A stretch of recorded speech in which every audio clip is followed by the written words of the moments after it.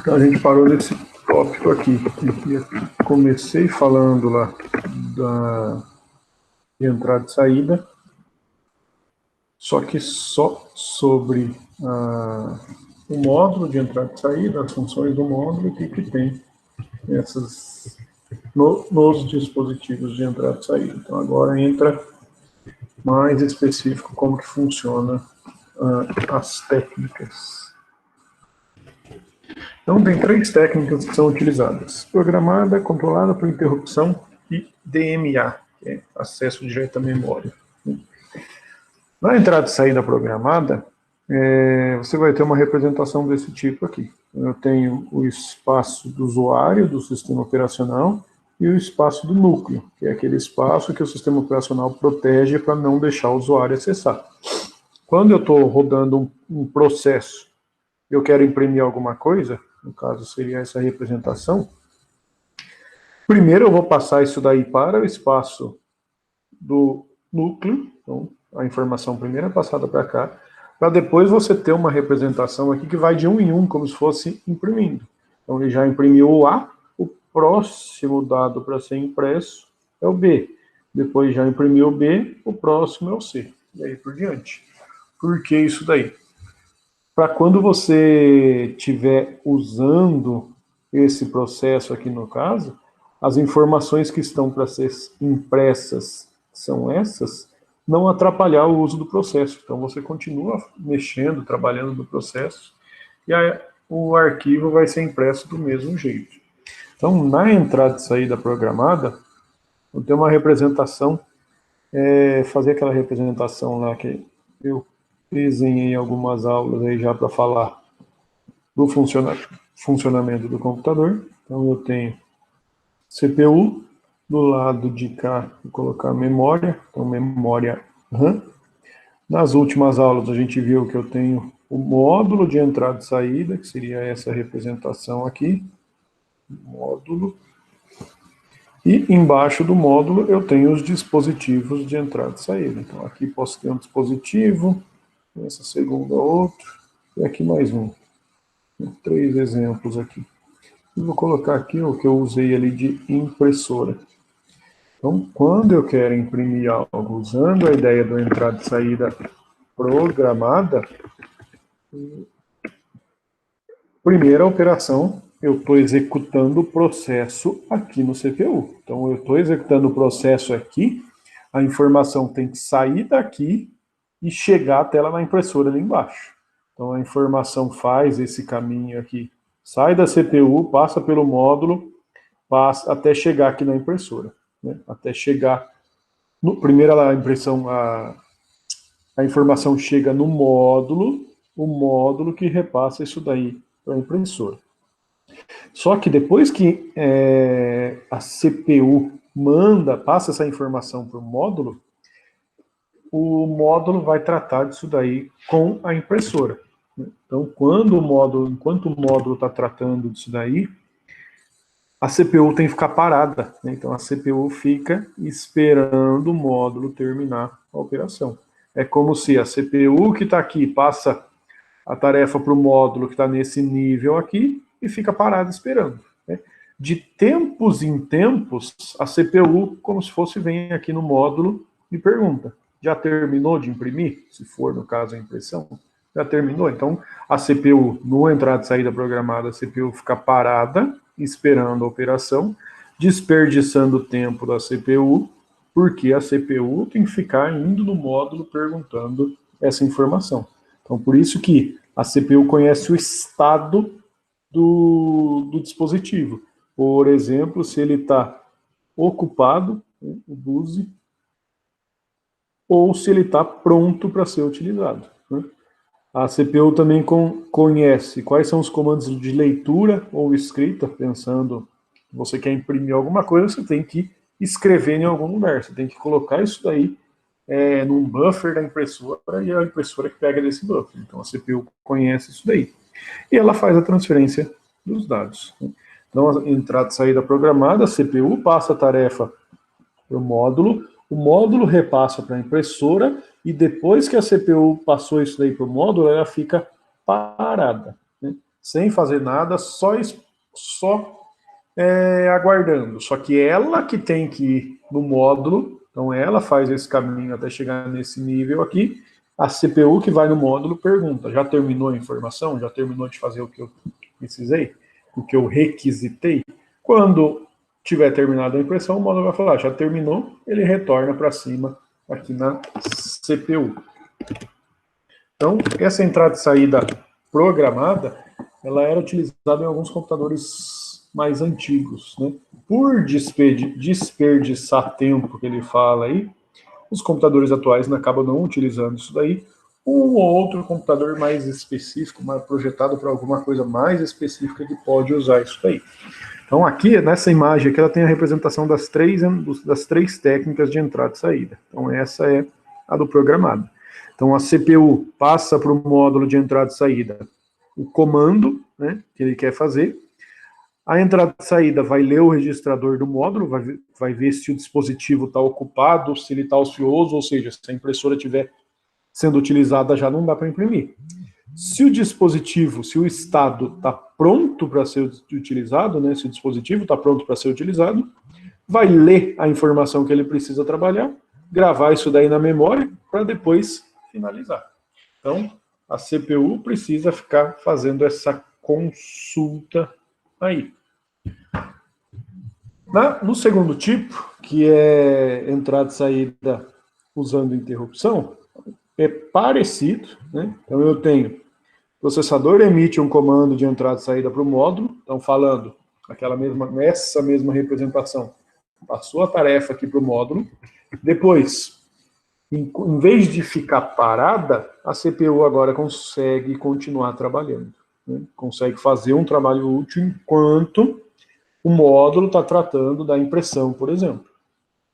Quando a operação finalizar no módulo, né, o módulo interrompe, por isso interrupção, o módulo interrompe a CPU para falar, ó, os dados que você tinha me pedido, a impressão, por exemplo, ele vai mandar uma confirmação para isso daí. A impressora vai finalizar, vai imprimir, o papel vai estar impresso, mas essa informação tem que ser confirmada para a CPU. Como se fosse, se a CPU manda salvar o arquivo no disco, o disco vai estar salvo, mas o módulo de entrada e saída dá uma confirmação para a CPU. Então, para isso, o módulo interrompe o processador para solicitar um atendimento ali para finalizar essa operação.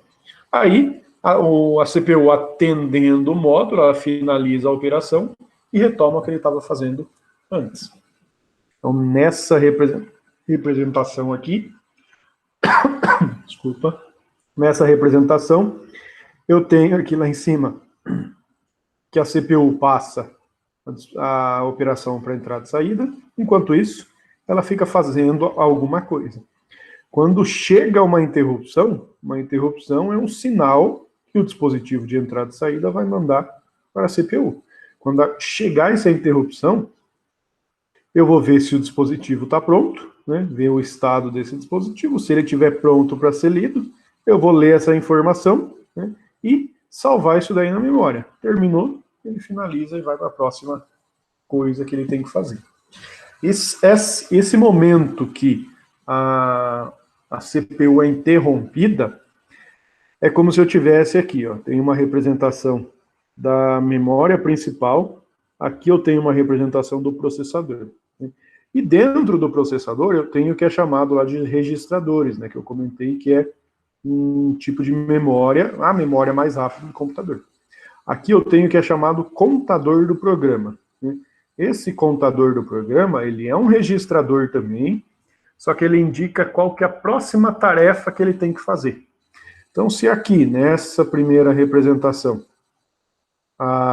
o contador do programa está em n+1, que seria essa representação aqui, quer dizer que o sistema operacional, no caso aí o processo que está executando, o programa do usuário que está sendo executado, atualmente eu estou executando a linha N. Então, essa linha N é a atual.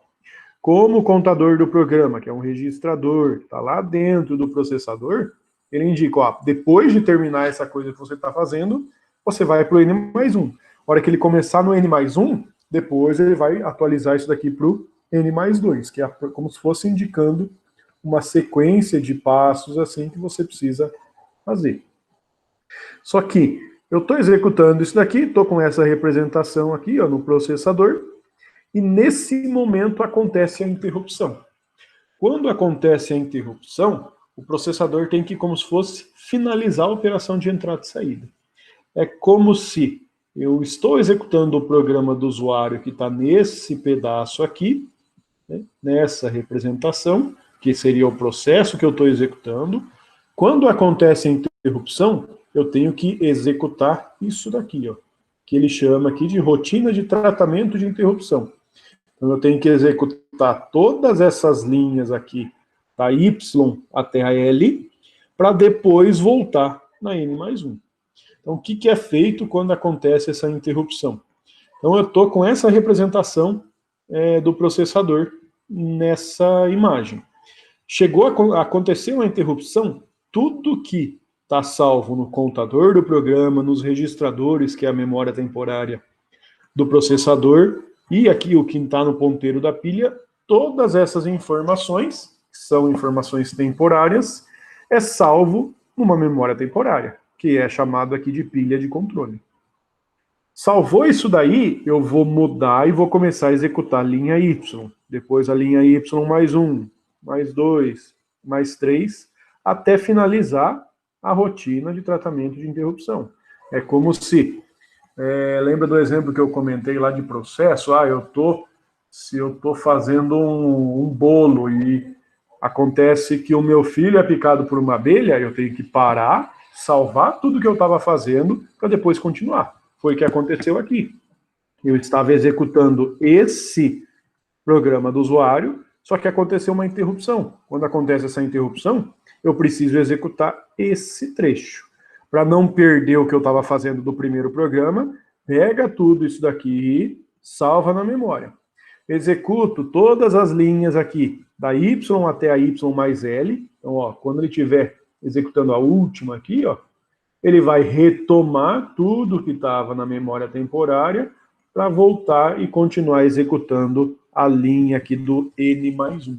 Então, é como se fosse a ideia lá de fazer o bolo e o filho ser picado pela abelha. Só que lá era 2 processos. Né? Aqui eu tenho um processo sendo executado, o CPU fazendo alguma coisa, e acontece uma interrupção de entrada e saída, ou seja, uma requisição de entrada e saída para finalizar essa operação. Então, essa é a representação do entrada e saída por interrupção. E o terceiro tipo, que é DMA, né? Entrada e saída usando DMA, que é acesso direto à memória. Nos 2 primeiros, ainda controlada por interrupção e o programada, exige que a CPU fique a todo momento ou consultando se a operação finalizou, que é no caso do programada, ou fazendo essa troca aí entre um processo e a rotina de tratamento de interrupção. Então isso daí faz com que o processador fique ocupado fazendo tarefas de entrada e saída. Né? Isso gasta tempo, isso faz com que eu desperdice tempo do meu processador com coisas que outro dispositivo podia lidar com isso. Aí que entra o DMA, para resolver esses problemas dos dois, do entrada e saída programada e do interrupção. Então, o DMA, de novo, acesso direto à memória, é um módulo, né? É um hardware que vai acessar esse dispositivo e lidar diretamente com a operação de entrada e saída. É como se eu tivesse aquela representação que eu fiz lá do computador, assim, por exemplo, memória aqui. Então, eu tenho o DMA aqui, DMA, para lidar com o acesso aos dispositivos. E o módulo de entrada e saída aqui do mesmo jeito. Né? O módulo, aqui os dispositivos para baixo. Então, quando eu precisar acessar uma informação, a CPU vai passar essa tarefa para o DMA. O CPU fica fazendo outras coisas aqui, O DMA se comunica com o módulo se comunica com o dispositivo aqui embaixo e vai fazer essa tarefa. Né? Então, o DMA, internamente a ele, você vai ter lá linhas de dados, que é para transmitir a informação. Quando eu falar, eu quero ler a informação X, o X vai ser transportado nessa linha de dados. Falar, eu quero ler a informação que está na posição 20, o 20 vai ser transportado nessa linha de dados. Além de outras informações aqui para controlar e para gerenciar o acesso a esse dispositivo. Né? Quando você quer fazer uma requisição, quando você quer gerar um sinal de interrupção, ler ou gravar alguma informação, você vai ter esses sinais de controle. Então, a CPU vai passar a tarefa para o DMA, informando se ela quer ler ou quer escrever, em qual dispositivo, qual bloco, onde começa a informação que ele quer ler ou quer escrever, qual a quantidade de dados. Então, ela passa todas as informações necessárias para realizar a entrada e saída. Enquanto passou isso daí, a CPU continua fazendo outras coisas, né? Faz outro trabalho. O DMA vai fazer essa transferência, vai solicitar isso daí para o módulo vai solicitar para o dispositivo e aí por diante. Então, o DMA que lida com essa transferência, com esse gerenciamento ao dispositivo de entrada e saída. Quando finalizar, ele também envia uma interrupção, né? Então, por mais que o nome aí é acesso direto à memória, mas também acontece uma interrupção quando finaliza isso daí, mas nesse caso, aqui, nessa representação do DMA, eu não preciso fazer aquela troca entre lá, o exemplo que eu usei do fazer o bolo e o picada de abelha. Por quê? Eu preciso como se fosse pausar a CPU durante 2 unidades de tempo. Então o DMA, em vez de fazer aquela troca, que é chamada de troca de contexto, no DMA eu pauso o uso da CPU durante algumas unidades de tempo. Né? Essa representação do barramento é durante 2 vezes. Por quê? Eu tenho que colocar setas aqui representando isso daí. Então, o processador passou uma operação para o DMA. Ele quer solicitar uma entrada e saída. O DMA vai responder para o processador confirmando. Depois, o processador fica fazendo outras coisas aqui. Ó. Marcar isso daqui como sendo um loop. Né? 2. Ao mesmo tempo dessa seta 2, o DMA vai solicitar aqui para o dispositivo de entrada e saída, né, aqui para o módulo de entrada e saída, o dispositivo estaria aqui embaixo, né? Então essa seria 3. Aqui solicita para o dispositivo de baixo 4. Quando a operação finalizar, vai vir no caminho contrário, né? Então vai voltar para cá, para o módulo de entrada e saída. Do módulo é passado aqui para o DMA a informação. Aí o DMA vai mandar um sinal para o processador, vou rabiscar aqui, em vez de rabiscar ali em cima, manda o sinal para o processador falando para ele pausar durante uma unidade de tempo. Né? Por que pausar aí no caso? Porque o processador estar executando aqui, ele está usando esse caminho de dados aqui, ó. Porque aqui no fundo, no final, eu tenho a memória. Então, enquanto o processador está executando, ele está usando a memória que é nesse lado aqui. Então, eu preciso pausar essa informação para depois pausar o processador para primeiro transferir a informação que veio do dispositivo para o módulo de entrada e saída. Isso é passado primeiro para o DMA. A informação está aqui, agora ele joga para a memória desse lado quando a CPU estiver pausada. Né? Essas linhas aí são linhas compartilhadas, por isso que eu preciso pausar o uso do processador. Então, eu tenho que fazer essas transmissões aí, mas à medida que essa operação de entrada e saída finaliza, eu tenho que pausar o uso do barramento aí. E ainda em relação ao barramento, essa daqui é uma representação de um único barramento, né? Então todos os dispositivos estão nesse barramento, que seria essa linha aqui. Só que tem outras configurações para o barramento. Uma segunda configuração é essa daqui. Então aqui você tem o seu barramento.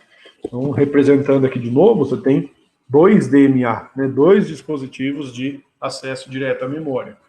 Então é como se o processador solicita uma tarefa para o DMA aqui. Enquanto isso, o processador fica fazendo uma operação aqui. Ao mesmo tempo, o DMA aqui solicita para o módulo solicita a informação para o dispositivo. Terminei de salvar, vamos supor que é salvar o arquivo em disco aqui, né? Terminei de salvar isso daí, a informação vai voltar para o módulo e vai chegar aqui no DMA de novo, no acesso direto à memória. Quando a informação que eu queria ler, por exemplo, vamos supor que é o X, estiver aqui no DMA, o DMA manda um sinal para o processador. Pausa durante uma unidade de tempo. Por que pausar? Porque o processador estava usando a linha amarela lá, por exemplo, para acessar a memória. Pausou, o X que estava no DMA vai ser jogado aqui para a memória. Se ele queria ler essa informação, o X está na memória agora. Então aqui, uma segunda representação de barramento, um único barramento, mas você pode ter DMA separados nesse caso. E aqui uma terceira representação de barramento também, são configurações diferentes, cada dispositivo pode usar uma configuração mais específica. Então aqui eu tenho um barramento de entrada e saída separado do barramento do sistema. O barramento do sistema envolve os dispositivos principais do seu computador. Então, por exemplo, processador, memória e o DMA.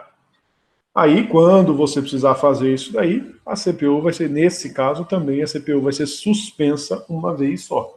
O que é suspender a CPU? A cada clock, a cada pulso do processador, ele vai pausar e não vai fazer nada. Então, isso que é suspender para usar o barramento. Então, de novo, ó, o processador passa para o DMA, enquanto isso ele continua fazendo uma coisa, qualquer outra coisa.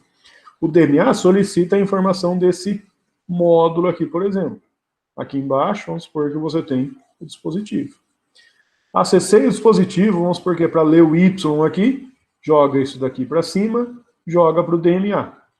Quando o Y que eu queria ler estiver no DMA, manda um sinal para o processador e fala, ó, pausa durante uma unidade de tempo aí.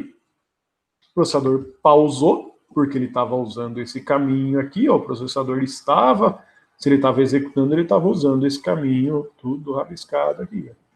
Pausou, quer dizer que não está mais usando esse caminho. Agora eu consigo jogar o Y pelo caminho amarelo aqui. Jogar ele para a memória, que é o que eu queria ler, por exemplo, de um HD. Então, nesse caso, suspendi só uma vez a CPU. Então, essa ideia de pausar é o que é chamado de roubo de ciclo, né? Porque em um pulso, em um ciclo, quem assume o controle do barramento é o DMA, né? A CPU não troca de contexto. A troca de contexto é aquela ideia lá que falei, estava executando o programa do usuário, pausei porque aconteceu uma interrupção. Então, isso daqui faz com que o processamento do dispositivo de acesso de entrada e saída seja mais rápido. Então, aqui uma representação só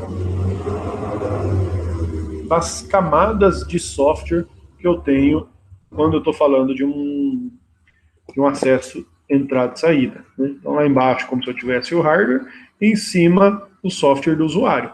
Só que a informação do software do usuário é passado primeiro para o sistema operacional, né?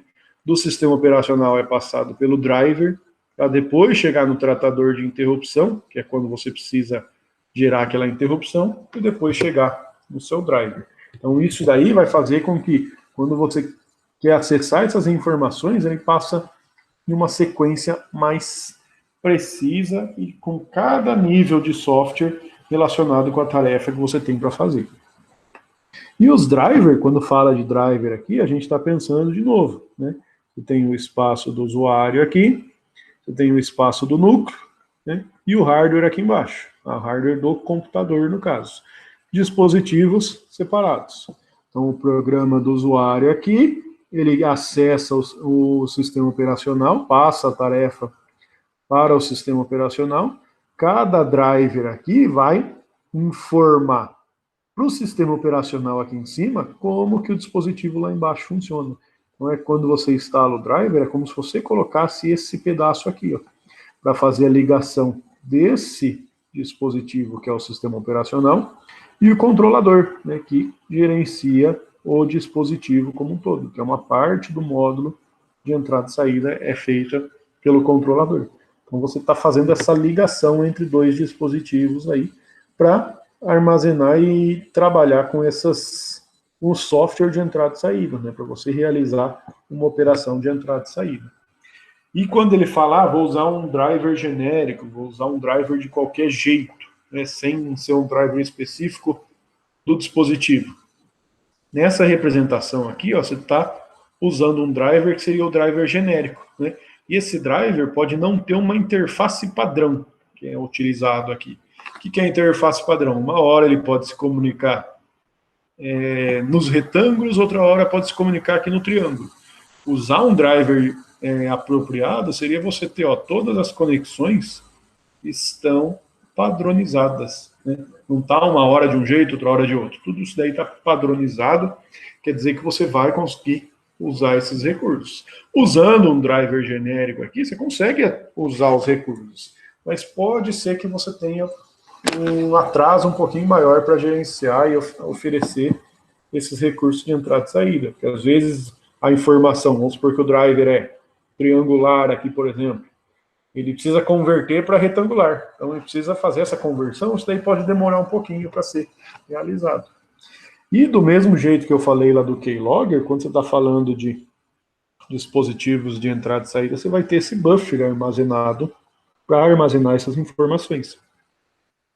Então, você tem lá o processo do usuário, a informação pode estar armazenada tanto no espaço do usuário ou no espaço do núcleo, e você pode ter isso daí armazenado mais de uma vez no espaço do núcleo, para que o modem, por exemplo, que é um dispositivo de entrada e saída, fique acessando esses dados e essa informação no buffer quando ele precisar fazer uma tarefa. Aqui uma outra imagem parecida com o que eu tinha mostrado ali atrás, que é a sequência de como acontece isso daí, né? Desde os processos do usuário lá em cima, até passando pelo driver do dispositivo, até chegar no hardware. Finalizei a operação aqui no hardware, que seria aqui embaixo. A operação vai voltar para confirmar isso daí lá para o software do usuário. Certo? Deixa eu ver aqui. E a gente está na parte de disco hoje também, né? No caso é o HD. Então aqui acabo não tirando essa tabela aqui, mas é uma comparação entre um disquete e um HD mais antigo aí, indicando lá, por exemplo, quantos setores, trilhas, cilindros, quantos bytes eu consigo armazenar em cada setor, a capacidade de cada dispositivo. Então você tem um disquete de 360K e um HD de 18 GB, ou seja, algo bem antigo aí, esse HD. O tempo de busca, né, o quanto que demora para acessar essas informações, tempo de rotação, quando demora para dar uma volta lá no seu HD e aí por diante. Na representação do HD, eu tenho uma arquitetura aqui relacionada à formatação dos dados, é essa daqui, né? Acho que até no começo, lá quando eu estava falando da introdução, que eu dei um geral lá sobre entrada e saída, eu comentei sobre isso. Então eu tenho toda uma volta, que seria, colocar em amarelo aqui, seria essa representação aqui. Toda essa volta é uma trilha. Essa trilha é dividida em setores. Então eu tenho aqui, por exemplo, setor 1, setor 2, 3, 4, 5, e aí por diante. O menor bloco endereçável é um setor. Então, por exemplo, quando fala menor bloco endereçável, quer dizer, se eu tenho o ABC armazenado nesse setor, se você quiser ler só o A, não tem como. Ou você recupera todo o ABC, que é todo o setor, para ler só o A no seu programa, por exemplo, ou você não consegue acessar. Então, menor unidade endereçável você não consegue acessar um dado específico dentro de um setor. Você acessa o setor inteiro. Então, você tem setor e trilhas. Entre esses setores e entre essas trilhas, eu tenho buracos. Né? Aqui ele é chamado, esse buraco, de lacuna. Lacuna entre setores e lacuna entre as trilhas. Por exemplo, nesse buraco aqui, nesse pedacinho que eu estou rabiscando aqui em vermelho, vamos supor que o disco gira nesse sentido. Né? Então, à medida que se eu estou lendo essa informação aqui, a próxima a ser lida vai ser o SN pela direção que o disco está girando. Nessa lacuna vai estar salvo informações referentes a qual trilha e qual setor que eu estou lendo. Então, por exemplo, vou colocar um outro aqui, nesse pedacinho em cinza, aqui, pode estar salvo que o próximo setor que vai ser lido é o S1. A trilha dele, vamos supor que essa trilha mais externa é a trilha 1. Vai estar indicando nessa lacuna aqui. Do mesmo jeito, nesse espaço em cinza aqui, que é a lacuna entre as trilhas, você vai ter informação referente para identificar qual que é a trilha que você está lendo aí. E lembrando alguns desenhos lá que eu fiz, acho que lá nas aulas presenciais ainda, para ler essa informação do disco, do HD no caso, você tem o cabeçote de leitura escrita. Seria como se eu tivesse a ponta aqui dessa informação aqui, ó, esse rabisco aqui, é como se fosse uma agulha que está em cima desse disco. Em medida que o disco está girando, a informação que estiver embaixo, né, como o disco é magnetizável, né, a agulha, que é o ímã lá que tem no HD, à medida que o disco gira, a agulha consegue perceber um padrão magnético e transformar isso daí em dados. Então, a cabeça de leitura escrita está aqui em cima, né, como onde está pintado aqui. Quer dizer que ele está lendo a informação dessa trilha, dessa segunda trilha. Se ele quiser ler a informação de outra trilha, ele tem que, como se fosse, recuar. Ou seja, aí não dá para desenhar aqui, mas ele teria que vir para essa posição aqui, como se ele fizesse isso, né? Só que na mesma posição. Né?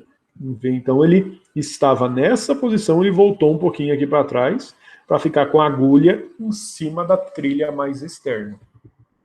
Então, a representação aí do disco é que você tem lá esse substrato, né? E o substrato aí depende de como está usando a tecnologia, né?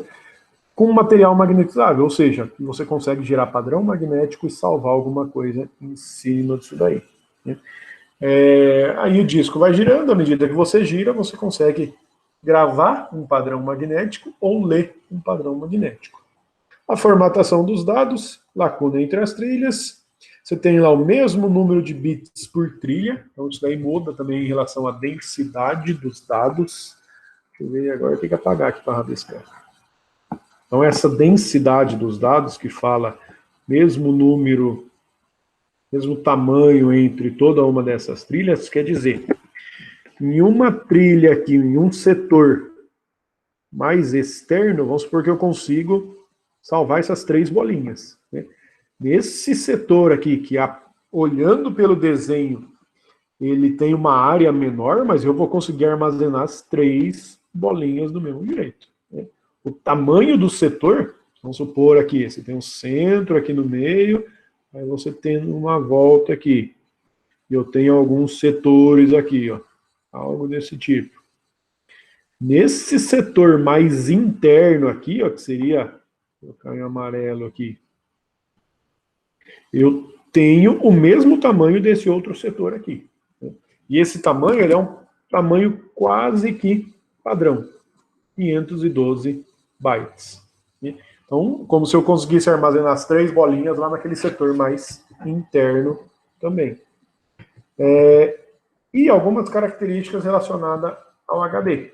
A cabeça que eu falei, ó, seria esse braço aqui, ó.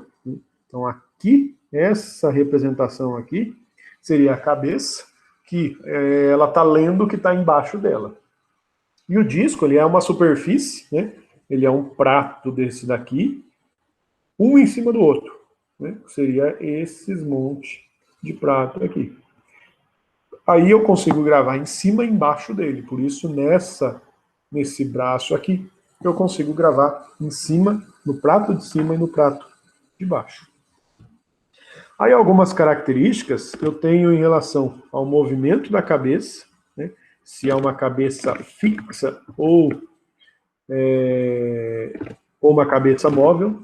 As trilhas internas têm menos setores. Não, vai ter a mesma quantidade de setores, vai ser dividido do mesmo jeito, né? Tanto que aqui, ó, ele vai até SN, aqui também vai até SN, lógico que o meu desenho ele não deu certinho, né? Mas a mesma quantidade de setores por trilhas, sempre a mesma quantidade, certo? Então, primeiro, em relação a uma das características aí do disco, em relação ao movimento da cabeça. Em relação ao movimento da cabeça, antigamente você tinha lá uma cabeça fixa, né? Seria eu não conseguia mover esse braço aqui nessas direções. Hoje em dia você já tem uma cabeça móvel, né? E uma por superfície aí no caso. Além do movimento da cabeça, e outra coisa que eu esqueci de falar aqui em relação à organização dos dados, você tem setores, trilhas e cilindros, que aí entra nessa representação aqui. Ó. As trilhas em cinza são de pratos diferentes, então você agrupou esses 5 discos aí, para que você pegue a informação das 5 trilhas na mesma posição, você junta e forma um cilindro, que é essa representação em cinza aí. Outra característica, em relação à portabilidade, né, se o disco é móvel ou não, porque se o disco é um HD externo, você vai ter o módulo de entrada e saída, o módulo vai se conectar no conector USB, o disco vai entrar aqui embaixo ainda. Né? Se é um disco que é não removível, o módulo vai se conectar direto no HD, vamos pensar assim. Né? Então, são características diferentes no HD. A quantidade de faces, se você tem uma única face ou dupla face, então se você consegue escrever em cima ou embaixo.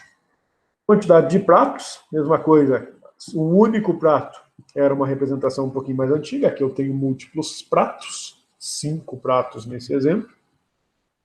E o mecanismo de cabeça. Né? Mecanismo de cabeça é em relação àquele a cabeça de leitura escrita, né? A essa pontinha aqui em amarelo, certo? Qual que é a ideia do mesmo mecanismo da cabeça? Quando eu tinha disquete, a agulha, como se fosse a agulha do disquete, ela entrava em contato diretamente com o disco onde estava armazenada essa informação. Então, isso era um mecanismo por contato. Nos HDs, ou ele vai ficar em uma distância fixa, ou ele pode variar essa distância. Por isso que é chamado de um mecanismo de contato, tem uma lacuna aerodinâmica, que uma hora ele está com uma distância X, outra hora, à medida que o disco está girando, ele pode ficar mais próximo, à medida que o disco gira um pouquinho menos, ele fica mais longe. Né? Então, esse mecanismo de cabeça quer dizer se a cabeça encosta nesse prato. No disquete encostava, no HD, alguns mais antigos, você tinha uma distância fixa, hoje em dia você tem algo que é essa representação em lacuna aerodinâmica. E mais um pouquinho ainda. Tá bom. Achei que ia demorar mais, mas tá bom.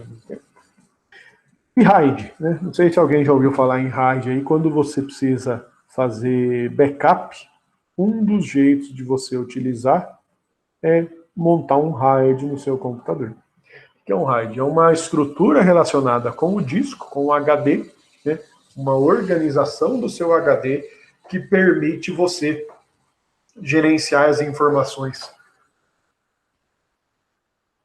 que estão armazenadas no HD de forma melhor. Então, o RAID, uma ideia dele é para fazer backup. Aqui, características gerais, porque o RAID é dividido em níveis. Né? Então, eu tenho nível 0, 1, 2, 3, 4, 5, até o 6. Tem algumas outras variações do RAID, mas os mais básicos são esses daqui. Então, aqui, características gerais, essas características gerais aqui são comuns para todos os níveis de RAID. Então, todos vão ter essas características aqui. Primeiro, vistos como uma unidade lógica só. Por quê? Se você tem um RAID e você tem 4 discos, como se eu tivesse aqui lá, ó, o módulo de entrada e saída. Se você tem 4 discos, o módulo vai enxergar isso daí como sendo um disco só. Deixa eu fazer esse desenho um pouquinho melhor. O módulo vai enxergar isso daí como sendo um disco só. Não é como se isso. Vamos supor que o disco é essa representação aqui. Ó. Como se fosse um cilindro aqui, um copo. Né? Então, isso é um disco só. Só que se você está em RAID com 4 discos, na verdade, você vai ter os 4 aqui dentro. Né? Então, os 4 discos, os 4 HDs que você tem aqui. Só que o SO só enxerga um. Seria essa representação, colocar aqui em amarelo. Essa representação em amarelo aqui é só o jeito que o sistema operacional vai enxergar o seu disco. É como se você não vai ver lá C2 ponto, D2 ponto, E2 ponto, F2 ponto. Você vai enxergar um disco só e esse disco vai estar em RAID, porque é o sistema operacional que vai gerenciar o seu RAID.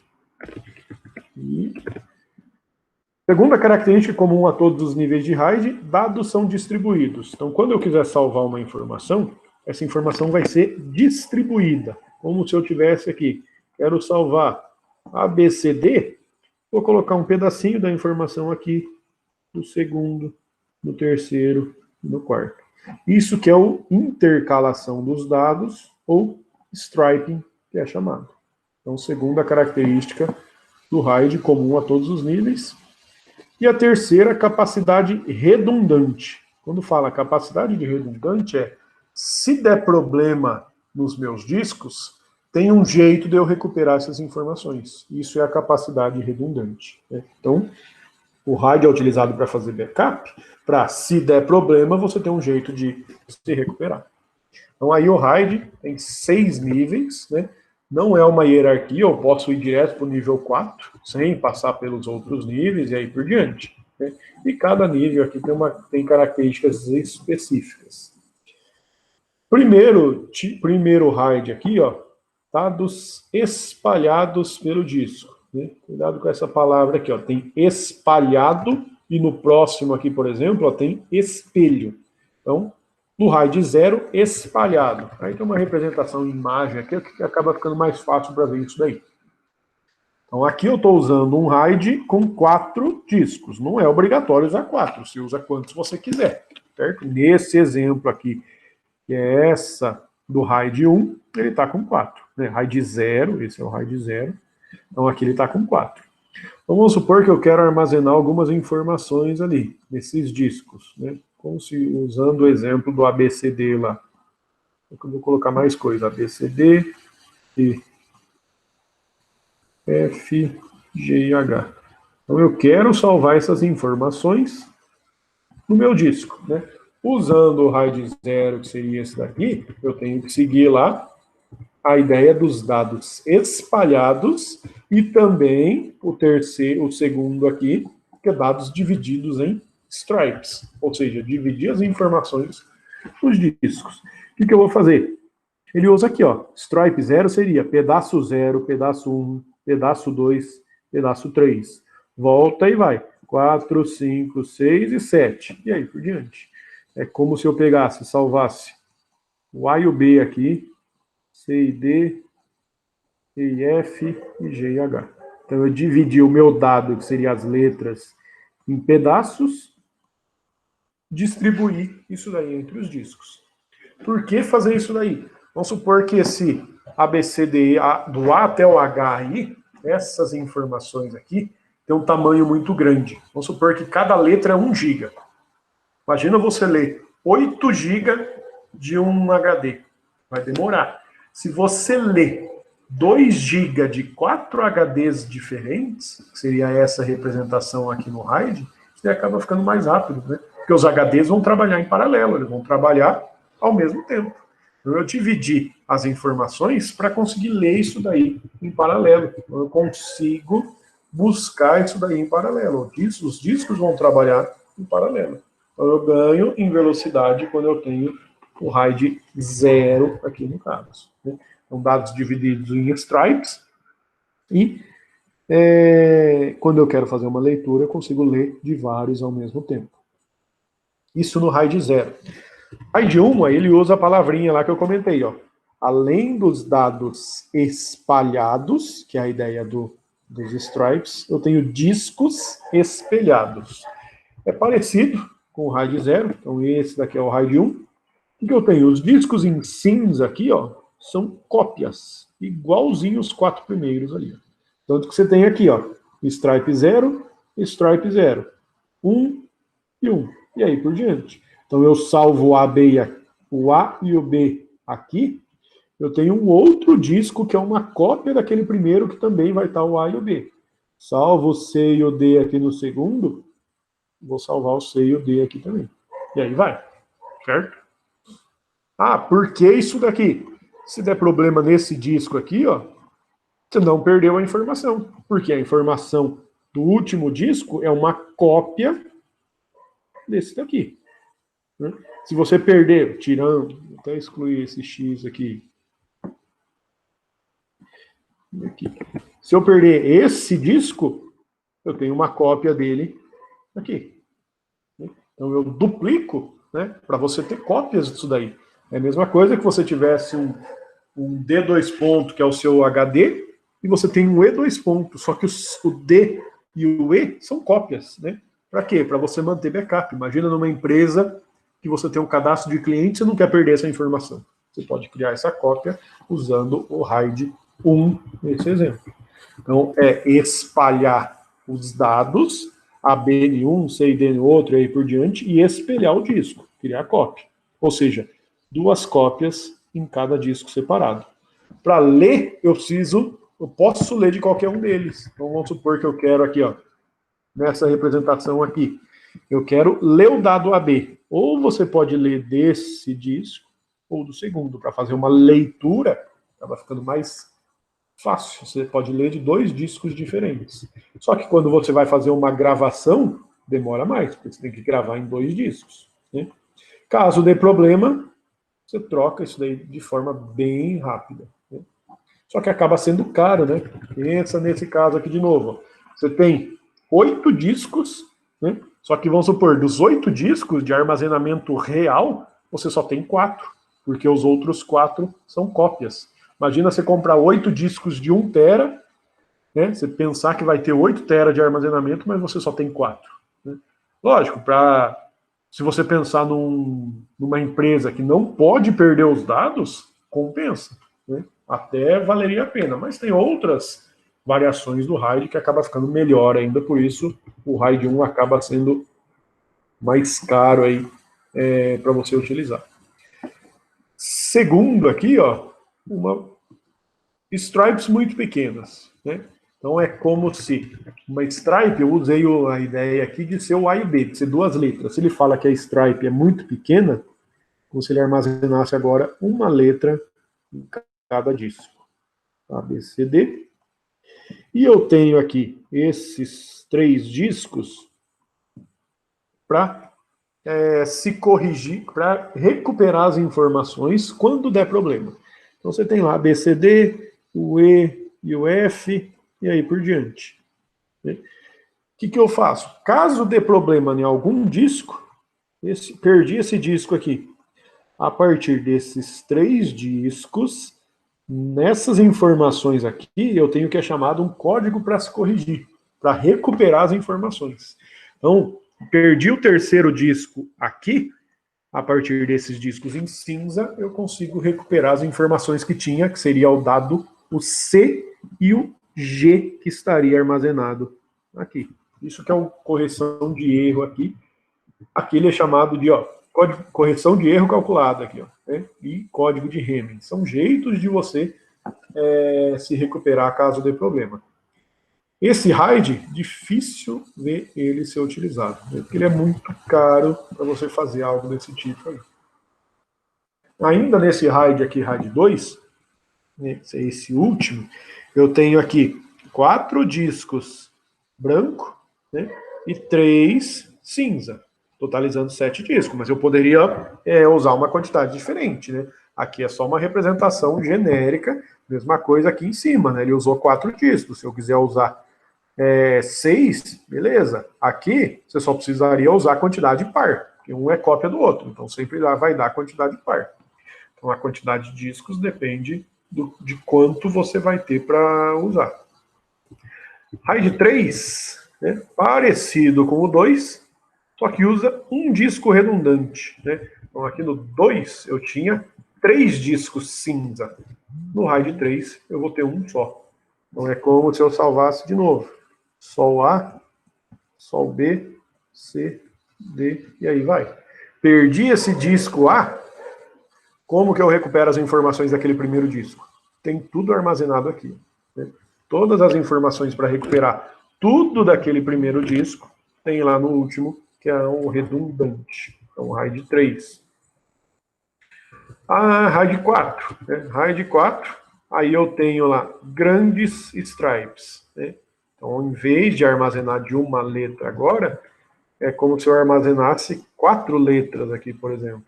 A, B, C e D. E aí vai. 4 letras no primeiro, 4 no segundo, e aí por diante.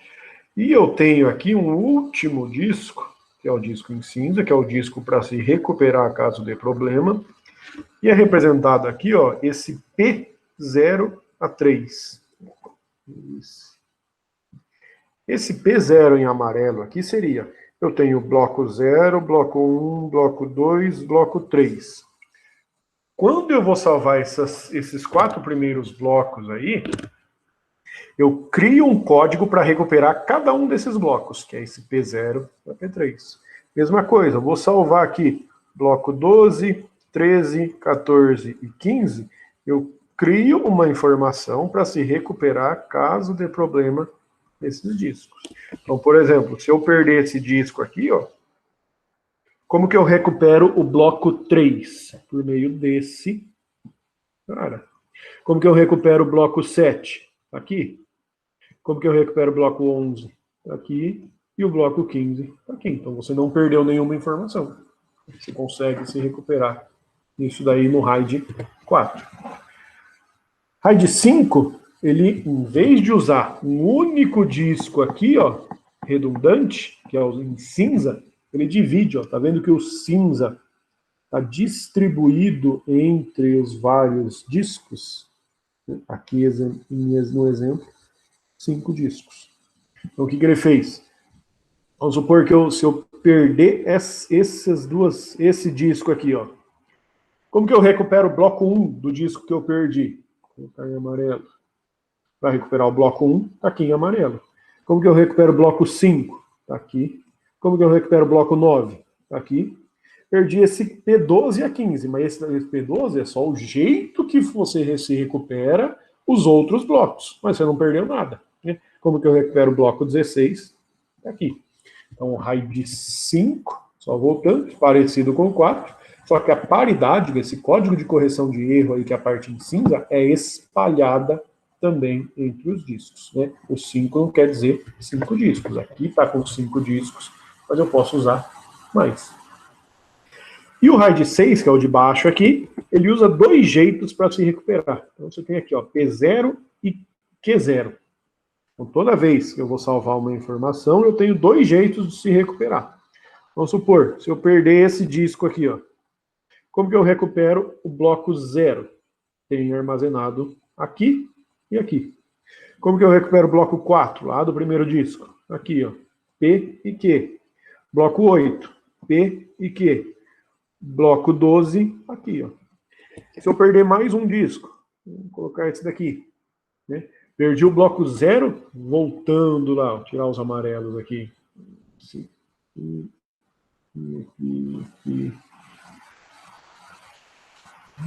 Então, ó, como se eu tivesse perdido 2 discos aí, ó. Perdi o bloco 0 e bloco 2. Como que eu recupero esses 2 blocos? Bloco 0 e bloco 2. Aqui, ó. Como que eu recupero o bloco 4 e bloco 6? Também tem aqui e aqui, né? Ó, perdi o bloco 8 e 9. 8, como que eu recupero o bloco 8? Aqui eu não tenho mais. Por esse cara aqui eu não consigo recuperar. Mas por esse eu consigo. Como que eu recupero o bloco 12? Tem aqui, ó. Né? Então, no RAID 6, você precisaria perder 3 discos para você perder alguma informação efetiva.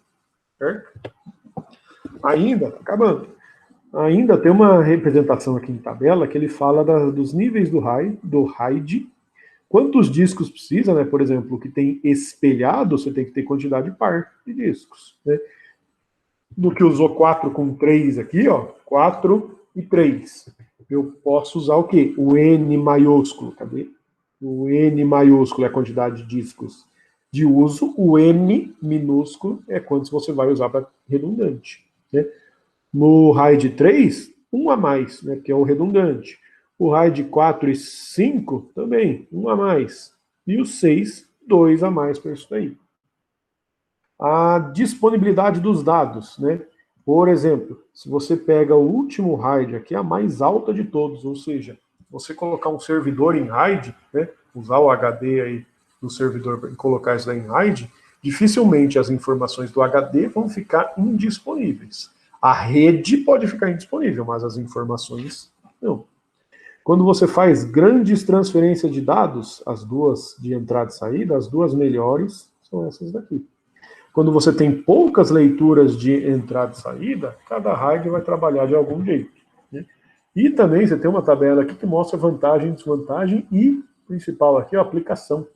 Por exemplo, o RAID 0 fala que é utilizado aqui para edição de imagem e edição de vídeo. Vamos voltar lá no desenho do 0. Né? Então, por quê? Lembra que eu comentei lá, se cada letra aqui é 1 GB, eu tenho 8 GB armazenado em 4 discos diferentes. Vamos supor que isso é um vídeo que eu estou fazendo edição de vídeo. É mais fácil carregar 8 GB de 4 discos diferentes do que carregar 8 GB de um disco só. Por isso que é utilizado aqui para edição de vídeo. O RAID 1, para contabilidade, né? Porque eu não quero perder as informações que estão lá. Por isso que eu uso o espelhado, que é esse RAID 1 aqui, ó. Né? Se der problema no disco, ainda tem as informações armazenadas lá. O 2 é um dos RAID que não tem implementação comercial, ou seja, acaba sendo não utilizado. Né? O 4 também não é utilizado comercialmente. O 3 também pode ser utilizado lá, por exemplo, para edição de vídeo, para streaming de vídeo também. Os 2 últimos aqui, ó, servidor web, por exemplo, servidor de e-mail, servidor de arquivo, é um RAID, o RAID 5, que é bastante utilizado. E o 6 é aquele missão crítica, né? Sistema operacional de controlador de voo lá, por exemplo. É um tipo de sistema que não pode dar problema. Então, se esse sistema usa arquivos de entrada e saída, usa informação de um HD constantemente, esse HD não pode dar problema, seria o RAID 6. Aí, entra depois no CD-ROM, né? Mas, por hoje é isso. Passou um pouquinho aí, mas... E a tarefa, ó, vou colocar aqui, não tinha colocado ainda. Volta. Aqui. Ó, usar o seu RA para explicar o RAID X. Ah, mas quem que é o X? Depende do seu RA. Você pode fazer aqui, ó, pegar o Excel.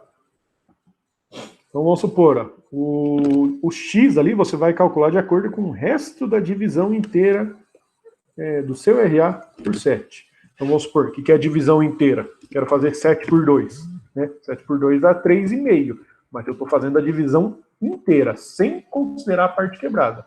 Então 7 por 2, resultado 3, sobra 1. Né? É essa sobra que é calculado no resto da divisão inteira. Então você vai fazer o quê? Pegar o seu RA, 2000, 1, 2, 3, 4, por exemplo, e 7, que é a divisão aqui, ó, o resto da divisão inteira do seu RA por 7. Usando o Excel, você pode colocar aqui, ó, igual mod, me fala lá, ó, retorna o resto da divisão após um número ter sido dividido por um divisor. Igual mod, dá um tab, clica na célula do seu RA, dá um ponto e vírgula, depois clica na célula do 7. Fechou? O resto é 1. Né? Então aqui, ó, se eu usar o 7 por 2, ó, igual mod 7, ponto e vírgula por 2. Resto 1. Então esse 1 aqui é o resto da divisão de 7 por 2. Né? Então você vai fazer isso daí Se o resto da divisão do seu RA aqui por 7 deu 1, você explica o raio de 1. Né? Então, usar o seu RA para explicar o raio de x. O raio de x depende do seu RA. Ou ele vai dar entre 0 e 6 aí no caso. Certo? Então, pode explicar direto aí como resposta ali no estúdio ou colocar um arquivo. Tanto faz. Deixa eu só conferir aqui se está liberado para colocar arquivo. Tá. Certo? Então hoje passou um pouquinho mais, correu um pouco, já que semana que vem acho que não vai ter aula, né? Tem feriado semana que vem. Então a gente tem que correr um pouquinho com a matéria para não ficar atrasado em relação à outra turma aí. certo? Uma dúvida aí em relação a isso? Só colocar aí, usa o Excel aí para calcular, mais fácil, né? Não precisa usar não precisa usar o dígito, né? Usa os 8 primeiros números aí, acho que é 8, 2000, 1, 2, 3, 4 aí, por exemplo. Usa isso daí para calcular qual raio você vai explicar. Então, finalizar